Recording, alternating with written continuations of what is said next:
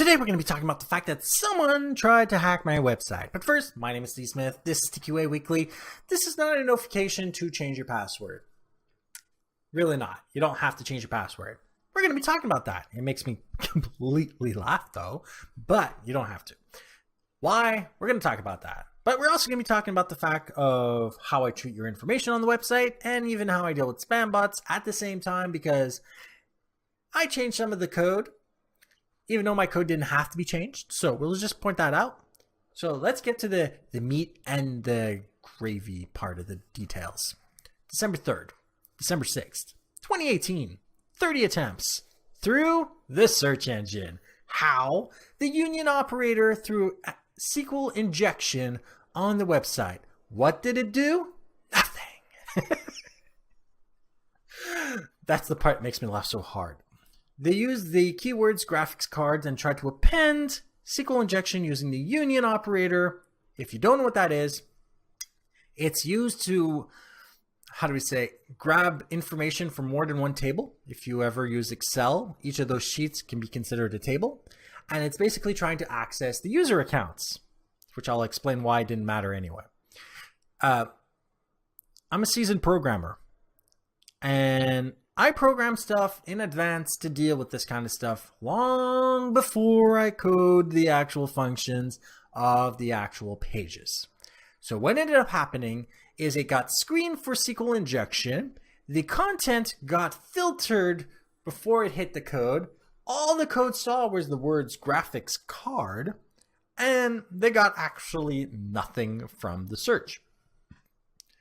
And because of this, their attack vector that they're trying to use is basically not worth it, because none of the website's going to react in the way they want because of the fact that I scan all data input from users from every single possible vector, whether we're talking about get, post, cookie, headers, everything. Like, I don't trust any different part of that because all of it is capable of being compromised by a user. So all of it is scanned for all of the characters, the kind of data inside of it and everything. And only valid data makes it to the form, and in very specific circumstances, it's even completely outright rejected. So that is what happened. Nothing happened. But I still have to respond because I have a sense of humor. So what ends up happening is that from now on, if you put SQL injection into the form for the search engine, it'll basically send you to a blank search engine page and ask you, "Psst, are you searching for something?" So for those wondering what I do with the user accounts. So I use AES 256, which is actually pretty good.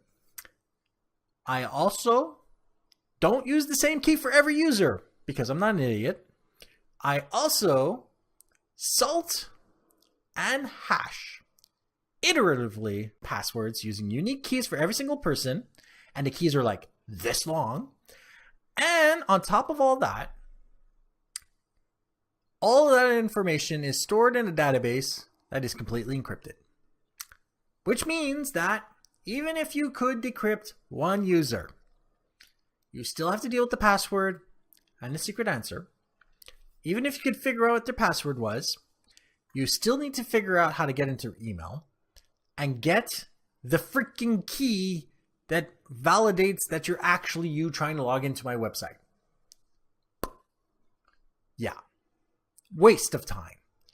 If businesses actually went through all the effort that I went through just to do that, you wouldn't have as many businesses out there saying, "Sorry, we lost your information, you have to change your password." You really wouldn't have that.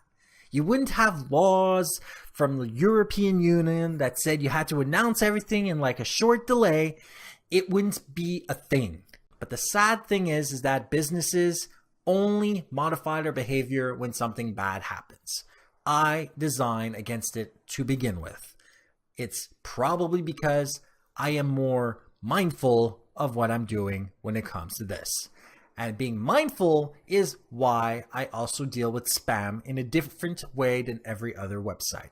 I have users amongst my audience, it might be you, that have visual impairments. Using reCAPTCHA is a great way to piss them off, because even like fully visual people like myself have a hard time with reCAPTCHA. And let's not forget, nothing guarantees that server stays online. So once that server goes offline, what the F do they do?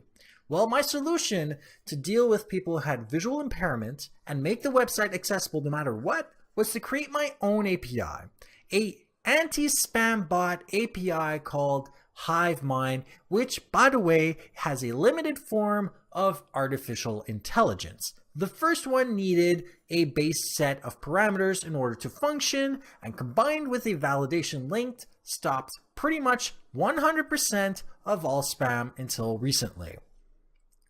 And I did recently have a problem with a Russian server that was capable of pressing a validation link in the email. We're talking about escalation here, and it's completely normal that there's escalation on the internet. As we find ways of solving problems, they'll try to find other ways of causing problems. So how did I redesign my website in order to deal with that, and also ultimately deal with future attacks that I can't predict yet? Well, I redesigned the AI of the website using many more different vectors of attack, as well as giving it a whole bunch of information in advance that it could use to validate all emails by itself, while giving it more access to information on the website and giving it more power at the same time. What am I talking about? Well, the website operates obviously in real time. The API operates in real time, but it also can block you in the future and check past messages to see if messages that are in my spool, as I call it, are actually from you.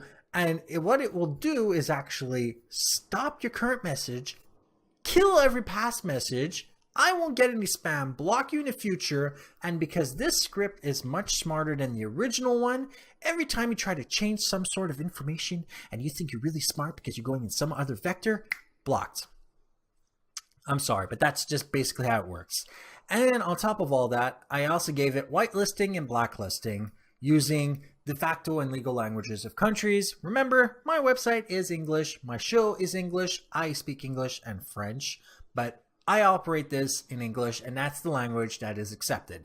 So what ends up happening is that it can block countries that don't actually have a legal or de facto language of English using a very specific threshold, meaning that the website will not operate in a crazy, completely pointless mode because it has a way of figuring out where you are. And only people that actually are spam bots, so only spam bots, or people trying to submit spam or submit kind of like cruel or disgusting emails, end up being blocked by the algorithm. I can go and see what you were sending, but for the most part, I don't have to. This program can learn, this can deal with you, and it's basically everything that I should have programmed in the first place. You didn't lose any information. The website didn't actually get hacked because they're amateurs and probably script kiddies or a bot. And I've dealt with most of the problems I have to deal with the website years ago, before I put databases and other stuff on this website. So, like this episode if you liked it, dislike it if you didn't, share with those that you think could benefit from this, and don't forget to subscribe. And if you have any questions, comments, suggestions for topics, email me at ask@tqaweekly.com or to my website, tqaweekly.com, for everything else, like the search engine they tried to hack through, or the contact form spam bots try to use. And of course, the episode listings where you can find all the show notes of every single episode, including the one about SQL injection that they could have read before trying to do anything on my website. So yeah, thank you for watching, and goodbye.